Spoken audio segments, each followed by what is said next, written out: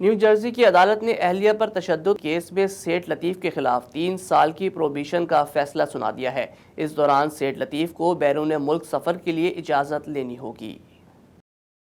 اہلیہ تشدد کیس میں سیٹھ لطیف کے خلاف آخری ٹرائل کی سماعت نیو جرسی کی سپیریئر کورٹ میں ہوئی۔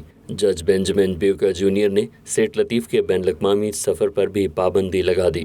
اس دوران سیٹھ لطیف بغیر اجازت ملک سے باہر نہیں جا سکیں گے۔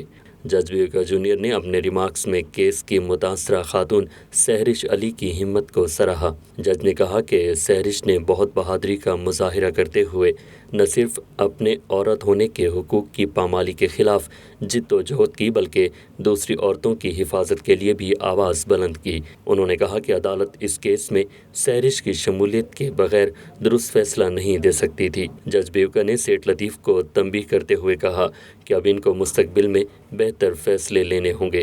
صرف ایک غلطی انسان کو خراب نہیں کرتی بلکہ مسلسل غلطیاں اور ان کا ازالہ نہ کرنا زیادہ خرابی کا باعث بنتا ہے۔ عدالت نے فیصلے میں یہ بھی کہا کہ اگر سیٹھ لطیف نے 1.5 برس کے دوران کوئی غلطی نہ کی تو ان کی پروبیشن جلد ختم کرنے کی اجازت مل سکتی ہے۔ واضح رہے کہ سیٹھ لطیف کو دسمبر 2020 میں اپنی اہلیہ پر تشدد کے الزام میں جیل بھیج دیا گیا تھا اور ان کو 37 دن بعد اقرار جرم اور بیل کے بدلے میں جیل سے رہائی دے دی گئی تھی۔